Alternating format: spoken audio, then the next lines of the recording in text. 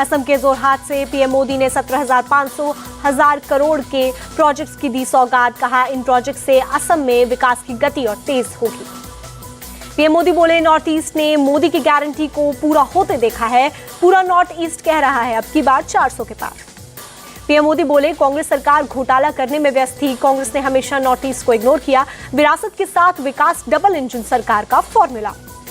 असम के जोरहाट पहुंचे पीएम मोदी। जोरहाट में लाचित बोरफुकन की प्रतिमा का किया अनावरण। असम के शिवाजी के रूप में जाने जाते हैं लाचित, मुगलों को चटाई थी धूल।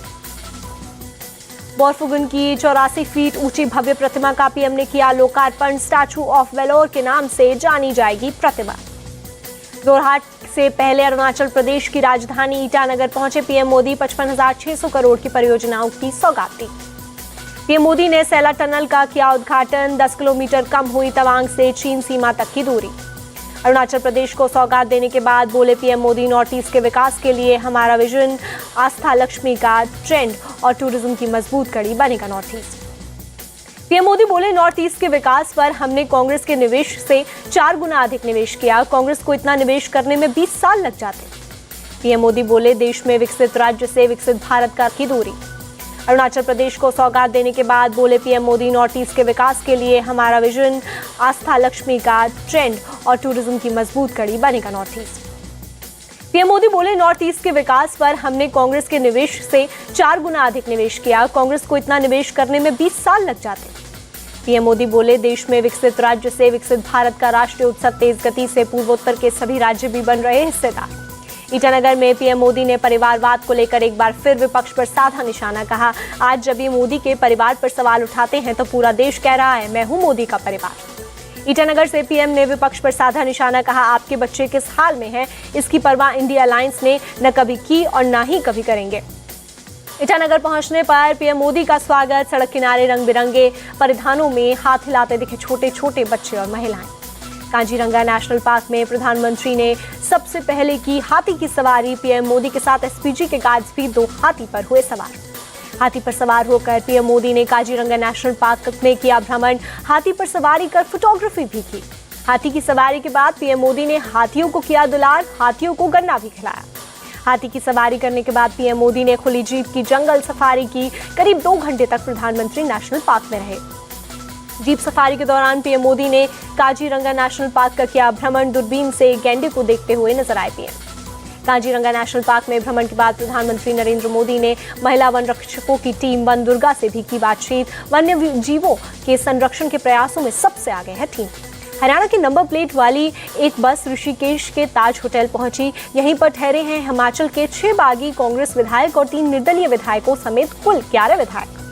भोपाल में बीजेपी में शामिल हुए कांग्रेस के वरिष्ठ नेता सुरेश पचौरी, सीएम मोहन यादव समेत शिवराज सिंह चौहान, कैलाश विजयवर्गीय, वीजी शर्मा समेत कई नेता रहे मौजूद।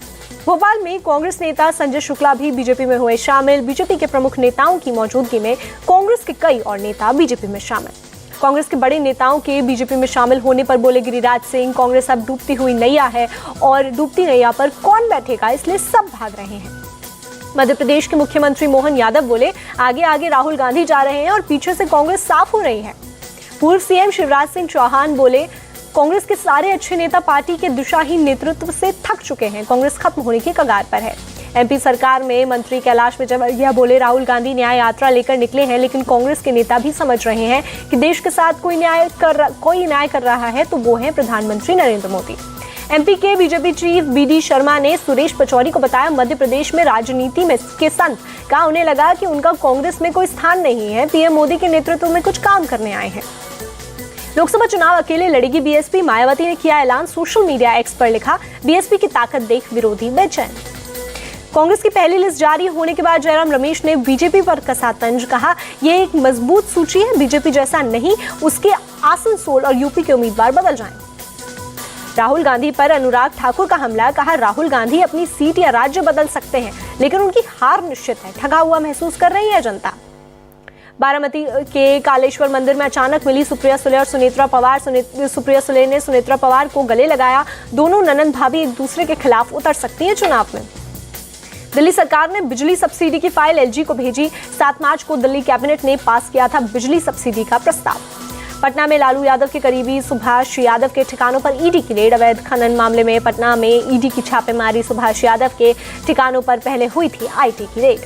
शाहजहां शेख को लेकर बोले बीजेपी सांसद दिलीप घोष। कस्टडी में होने के बावजूद उसका नेटवर्क अभी भी सक्रिय, वे लोगों को डरा रहे हैं। सीएम योगी ने गोरखपुर में एनसीसी ट्रेनिंग एकेडमी की रखी नींव। कहा प्रदेश की 56 से अधिक आबादी कामकाजी अपने परिश्रम से देश के विकास में दे रही योगदान। अहमदाबाद में नमो लक्ष्मी और नमो सरस्वती विज्ञान साधना योजना लॉन्च। समारोह में शामिल हुए मुख्यमंत्री भूपेंद्र पटेल। म्यांमार के नागरिकों को निर्वासित करने पर बोले मणिपुर के सीएम एन बीरेन सिंह। बड़ी संख्या होने के बावजूद उन्हें एक बार में पूरी तरह से निर्वासित करना मुश्किल। एनआरसी लागू करने पर बोले केंद्र करेगी फैसला। किसानों के आंदोलन के चलते दिल्ली में अलर्ट जारी। सिंघू सीमा पर अभी भी पुलिस बैरिकेडिंग के चलते जाम से लोगों को परेशानी। बेंगलुरु के रामेश्वरम कैफे में हुए ब्लास्ट मामले में सामने आया नया वीडियो। घटना की जांच कर रही एनआईए ने संदिग्ध से जुड़ा एक वीडियो किया है जारी। 7 दिनों बाद महाशिवरात्रि के दिन रामेश्वरम कैफे को दोबारा खोला गया। विशेष पूजा के आयोजन के बाद रेस्टोरेंट को लोगों के लिए फिर से खोला गया है। दिल्ली के इंद्रलोक में पुलिस का फ्लैग मार्च। सड़क पर नमाज के दौरान बदसलूकी की घटना के बाद अलर्ट है दिल्ली पुलिस। फिलहाल इंद्रलोक इलाके में हालात सामान्य। दिल्ली के इंद्रलोक इलाके में सड़क किनारे नमाज पढ़ रहे नमाजियों के साथ विवादित मामले में एक्शन। आरोपी सब इंस्पेक्टर को निलंबित किया गया। गुजरात में अवैध मदरसों के खिलाफ प्रशासन का एक्शन। कच्छ पश्चिम में सरकारी जमीन पर अवैध रूप से बने 3 मदरसों पर चला बुलडोजर।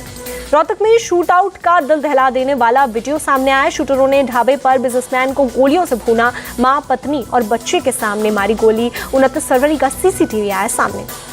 मर्डर की जिम्मेदारी लॉरेंस गैंग के रोहिता गोदारा ने ली।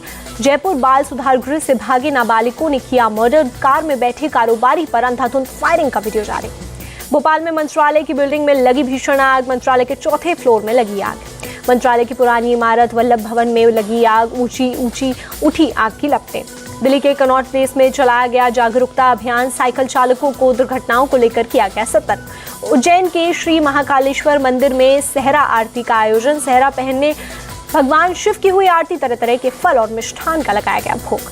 अयोध्या में बड़ी संख्या में श्री राम जन्मभूमि मंदिर पहुंचे लोग। रामलला के दर्शन के लिए उमड़े श्रद्धालु।